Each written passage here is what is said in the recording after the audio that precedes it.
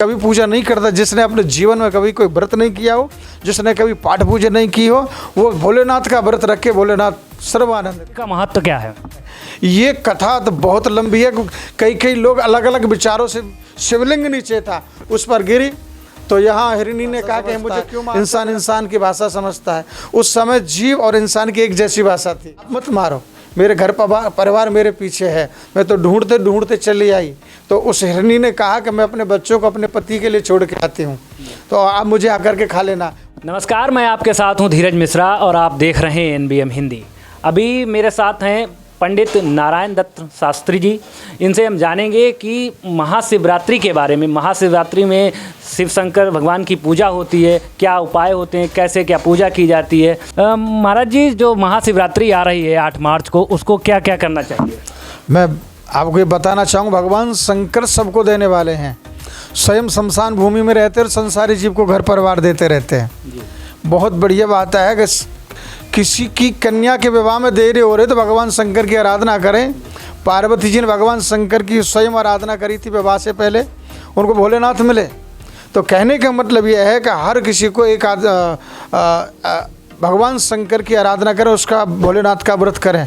और भगवान शंकर की पूजा करने का साधन बहुत अच्छा है। पंचामृत लेकर के जाएं, बेर लेकर के जाएं, आग धतूरा लें, भांग लें, गाजर लें।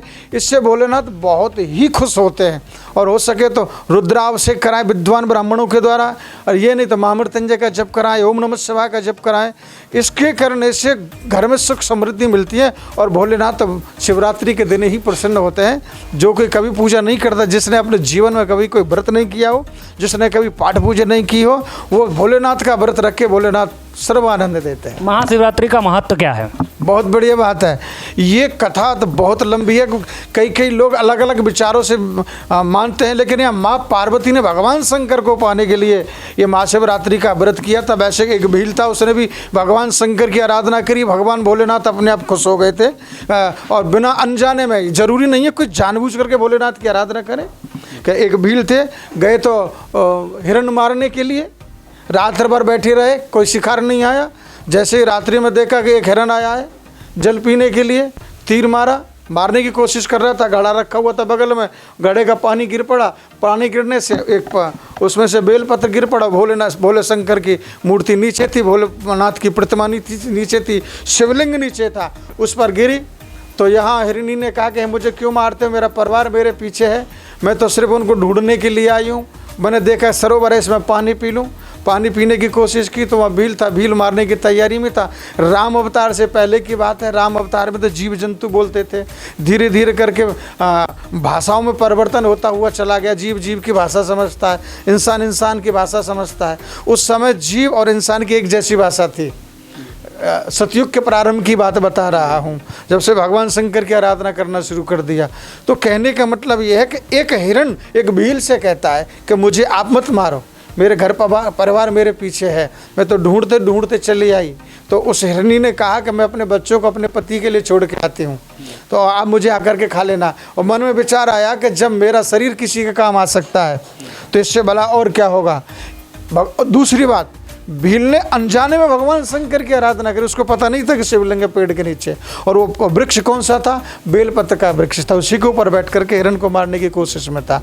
तो धीरे धीरे करके उस हिरण ने विचार किया कि हिरणी नहीं आई, क्या बात है, चलो चल करके देखना चाहिए। तो यहाँ हिरणी की एक बहन थी, उन बच्चों को उनके लिए छोड़ दिया, तुम मेरे बच्चों का ध्यान रखना, और मैं हिरणी को देख करके रहता हूँ कि कहीं किसी जंगली जानवर के हाथ तो नहीं पड़ गई, कहीं किसी का आहार तो नहीं बन गई। तो कहने का भाव यह कि हिरण आया, हिरण ने देखा कि मेरी पत्नी मुझे मिली नहीं, पर वो भी उसके मन में विचार आया कि चलो चल करके जल पी लेते हैं। उसने सोचा कि अब तो तगड़े वाला हिरण आया, इसको मारता हूँ। जैसे धनुष बाण लेकर के तीर छोड़ने की तैयारी करने लगा, कोनी घड़े में लगी, घड़े से पानी चल गया, छलकने के बाद में पेड़ पर लगा, पेड़ से लगने के बाद में उसमें पत्ते टूटे, शिवलिंग के ऊपर आकर के गिर पड़े। अच्छा शास्त्री जी, एक सवाल और मेरा आपसे कि महाशिवरात्रि वाले दिन पूजा कैसे करें? में 4 पैर की पूजा होनी चाहिए। भगवान शंकर को पूजा करने के लिए तो कोई साधारण बनाए, जो कोई ज़्यादा बड़ी बात नहीं है। भोलेनाथ के पास जाओ, माई से जल लो और भोलेनाथ पर जल चढ़ा दो, भोलेनाथ तो एक जल से खुश हो जाते। ये तो हमारे शास्त्रों के आधार पर है। भोलेनाथ की पूजा करना एक साधारण सी बात है, लेकिन मन से करना, ये बात है महाराज। अभी मेरे साथ शास्त्री जी महाराज थे और इनसे मैंने जाना कि महाशिवरात्रि की पूजा कैसे की जाती है। आप लोगों को अगर वीडियो अच्छा लगे तो शेयर ज़रूर करिएगा, कमेंट करिएगा और लाइक करिएगा। जय हिंद, जय भारत।